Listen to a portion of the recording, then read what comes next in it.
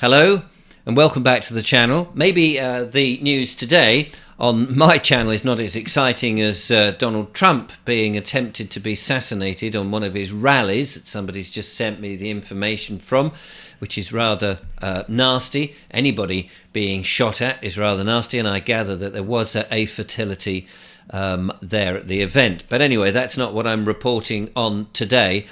Something that is very close to my heart and close to my listeners' heart and close to farming, which I know puts people off a little bit because they're not so much interested in where their food is coming from, but perhaps they ought to be, and they will be when the supermarket shelves are putting in things such as this.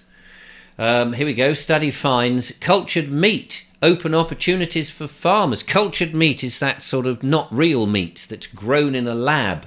Look at that. Do you fancy some of that? This is from Farmers Weekly magazine. And farmers across the UK may be able to take advantage of opportunities created by the introduction of cultured meat. The study carried out by a team from the Royal Agricultural University found that using products from traditional farming could bring cultured meat to the marketplace more quickly and make the product more environmentally friendly, as well as cheaper to produce and to buy. And then there's a question here: will cultured meat kill off the livestock industry? Well, let's hope not. But that's not really what I wanted to get into in today's show, because I have been sent something from the same magazine, and they should be ashamed of themselves, as indeed the viewer who sent me this particular article said that they should be ashamed of themselves. Farmers Weekly. It does seem as if the farming industry now is being turned into a bit of a joke, really.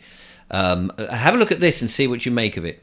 So this is from the magazine as well, and it's a kind of an advertisement, if you like, in the magazine, calling all landowners for renewable energy partnership. Renewable Connections are looking for landowners to partner with up to 30 or 40-year leases and offer attractive index-linked quarterly rental payments. If your land meets some of or all the below requirements, get in touch. And look, there's a picture here of supposedly sheep enjoying the landscape with these massive, great big solar panels. And in order to apply, you should have these requirements: a minimum of 40 acres for solar, 1 acre for a battery, ideally grade 3 or below, relatively flat land, preferably close to, presumably these are pylons or cables, 33 kV or 132 kV overhead lines, there we go, or near a substation. It must be freehold or leasehold ownership with the ability to let for 30 years, and land purchases are also available. And then there's a case study of this particular chap in January 2023. Cornwall Council gave the go-ahead for a solar farm up to 49.9 megawatts on Brewer's Farm that will power up to 17,000 UK homes with clean, homegrown energy. And there's the farmer is looking very happy because he is getting anything from, I don't know, £150,000. Or when we went to the Lime Down recently, we discovered that farmers are being paid £1,000 an acre. So if you've got 100 acres to rent out and do nothing with, you could be making £100,000 for doing nothing. You haven't got to get up at the crack of dawn and start milking cows or spraying your crops with pesticides. You can sit back, put your feet up and earn £100,000 net profit. Thank you very much indeed. How lovely is that, you might think. And this is because of the man-made global warming nonsense that we're being continually told, and the policies for net zero. And as we have seen, a lot of these solar farms are not just in the odd field here and in the odd field here, but great swathes. Coming up this week, I shall be talking to, I think, a couple of farmers talking about up in Lincolnshire, where 27,000 acres have been earmarked for solar panels. 27,000 acres. So now, if you think, if you have no idea how big an acreage is, if you've watched Clarkson's farm and you've seen the amount of land that he's got, he has 1,000 acres. 1,000 acre farm. Right? So imagine 27 of those, 27,000 acres. That is huge. And that's not the only one. These are going up and down the country. Only the other day, somebody emailed me and said there is 100 acres going. Now, 100 acres is bad enough. And you know, people are used to looking out of their back window, their property, onto beautiful landscape, and they may be watching the wildlife. They may be watching hares jumping about in the early morning, birds coming in. But instead, black glass, and a lot of it quite tall, and great big batteries that are taking in this power. Now, why didn't they, instead of, you get all these new builds that are coming, why not put all the black glass on the top of new builds? We know that we only need to have hailstones and they come down and they decimate this stuff, and in the fields and what have you. Why have we got to have it all over the fields? Why has it got to decimate the countryside and pay farmers not to farm? Again, this is part of the great big policy to try and prevent farmers from actually doing what they wanted to do, what they were born to do. Excuse me. Itchy nose. We know that they're spraying the skies. I mean, people are not denying that now. We know that they're trying to block out the sun. And here is the whole irony of the case. If they're blocking out the sun, how is it that great swathes of the countryside covered in solar panels are going to make the blind bit of difference then? And why are we not, instead of saying, well, what we need is electricity, why not have a diversity of different fuels, different methods, different ways of getting all sorts of energy, not just electricity? Nothing wrong with gas, nothing wrong with your log burning stoves and things. In fact, if you have one energy type, such as electricity, and you have one organization controlling it, not only can they turn that off whenever they so wish, and have you at the mercy of them, but they can charge the monopoly for whatever they like for that.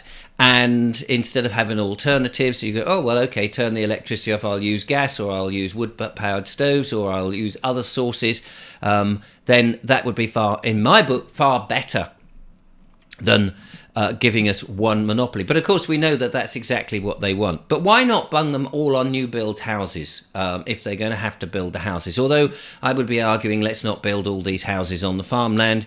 It seems that farming is under threat.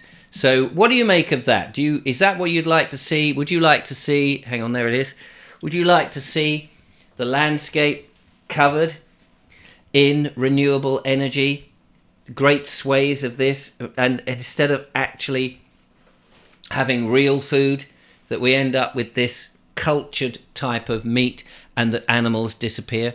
What's your thoughts on that? Be very interested to see. Let's just quickly have a look. Will cultured meat kill off the livestock industry? Let's quickly see. It doesn't look very appetizing, does it? In my mind, that doesn't look very nice. Billions of pounds have been ploughed into the development of cultured meat over recent years, with government, venture capitalists, and even climate-conscious celebrities, here we go, scrambling to cash in. Yes, of course they do. The rush has seen an investment in UK cultured meat sector soar by 400%. Right. But will it kill off the livestock industry? It's meat. It's just not produced in the same way that we traditionally do it. So for those some of those investors who've made it clear that they see cultured meat as humanity's way out of livestock farming, to me, it sounds horrible. But many farmers remain sceptical. Evan Roberts, a dairy farmer in North Wales, said there's a bit of concern about how much it will replace the meat that we are used to now and how it affects us farming in the communities. But never mind all that. What about the actual food itself? Cultured meat. There is something rather special. Now, I know that people don't like the slaughter of animals, and I'm certainly one that doesn't like to see the high industrial meats that are being used in places like fast food restaurants where people go in and they have no respect whatsoever for the animals. I definitely think that we should go back to having huge respect for the animals and the sacrifice that they have. Now, it may be that there is a place for some of this cultured meat in the fast food restaurants if that's what people want to eat. It sounds very nasty to me and doesn't sound very good, but then I won't be the ones eating it. But Even if you introduce it, surely we should still have the option not to get rid of animals. Because if you don't farm those animals, the cows, the pigs, the chickens and so forth, if you don't farm them, they will disappear. We won't have them. There may be a few people who keep a few cows as pets, but the countryside would change and it would look awful. Imagine a countryside covered in black glass, no animals, and that's it. Thanks very much, and a ton of new builds. What a place to live in. It's not for me. It's certainly not what I intend to live around. Thank you very much. This is a nonsense policy based on the myth of man-made global warming. We need to cut pollution, absolutely. But this idea that we are the problem with our high industrial stuff, that's true.